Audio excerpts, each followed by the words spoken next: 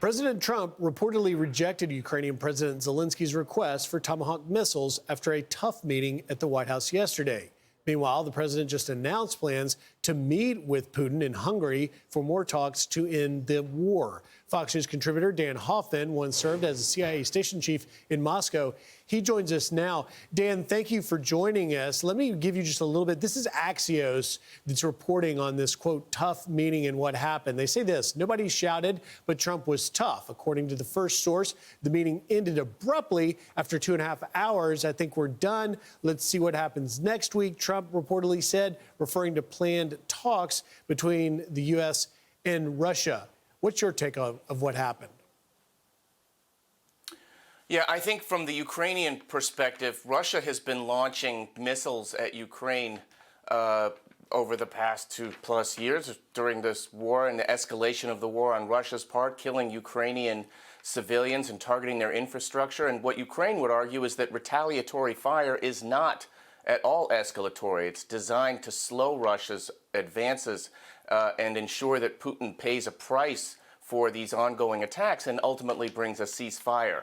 President Trump, I think, believes he's got one last chance in this next Budapest summit to get a deal done, a ceasefire done, without having to give Ukraine Tomahawk missiles, without having to impose coercive economic sanctions that our Congress has warmed up in the bullpen.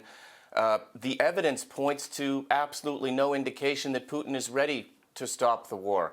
And so we'll just have to see whether President can cajole the Russians, influence the Russians at that upcoming summit. I think it's going to be a tall task, but if it doesn't work, then the president has absolutely every right, every means to up the ante. Yeah, he's kind of holding a card to play. Obviously, Zelensky wanted those Tomahawk missiles because that has a range of 1,000 miles. Moscow is only 500 miles from Kyiv, and so Zelensky could effectively strike and take out Russia's Shahed drone factories that are just unleashing an onslaught every day in Ukraine. But I think it was interesting that President Trump basically said he wants the fighting to stop on the battle lines where they currently exist. And Zelensky publicly stated after the meeting that he's there, but yet Putin has shown no indication that he will. Now, when we compare this to what the president just accomplished in the Middle East, that was brought about by bringing maximum pressure on Hamas. Do you foresee, and we'll see how the meeting in Hungary goes, a need for President Trump to put maximum pressure on Putin? Yeah, I think, look, I spent years, decades at CIA trying to see the world through the twisted KGB eyes of Vladimir Putin, and I would just offer this cautionary tale that Russia's strategic objectives have not changed. They want to overthrow the democratically elected government of Ukraine and install a puppet regime. Secondly, Putin wants to make it clear that no country, certainly not the United States, can influence how Russia behaves in its own self-designated sphere of influence, which includes Ukraine. And third, Russia's our adversary. The last thing Putin wants is for President Trump to notch a win. What scares Putin the most is everything that is enshrined in our Constitution and Bill of Rights, democracy. And so I'm concerned about that, and I think what Putin doesn't want is for President Trump to win that Nobel Peace Prize after solving the war that Putin started.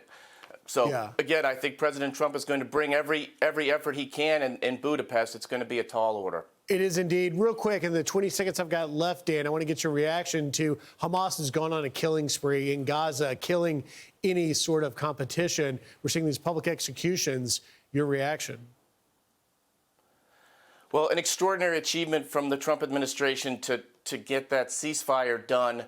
That's phase one and the hostage release. Now, there should have been a seamless transition to phase two, where our Gulf allies and others would have put peacekeeping forces into Gaza, and we would have started to assemble these as yet undesignated Palestinian technocrats who would run the region. We haven't done that, so we've got a civil war going on in Gaza, as well as Hamas insurgency. So that's going to be the challenge for Israel, when or if they go back in to deal with the remnants of that fight. And we shall be covering it. Dan Hoffman, thank you for taking time. Have a good weekend. I'm Steve Doocy. I'm Brian Kilmeade. And I'm Ainsley Earhart. And click here to subscribe to the Fox News YouTube page to catch our hottest interviews and most compelling analysis.